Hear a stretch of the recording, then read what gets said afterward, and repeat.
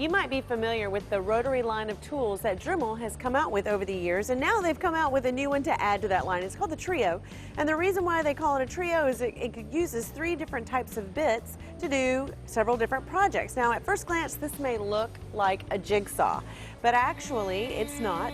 But it can do the work of the jigsaw just by simply adding one of the bits that comes in the kit, and you can make cuts that way. Now, I like this design, but let me show you this. Press this button, and you can lock it into place like this.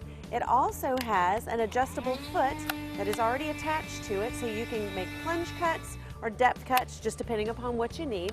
It also can be turned into a router. Now, it's got some different bits that you can put on there. This one is specifically for routing. And then these right here are little sanding bands that you can add as well to turn it into a sander. Again, this is just another little nifty tool that Dremel has come out with to help you with the projects around your house.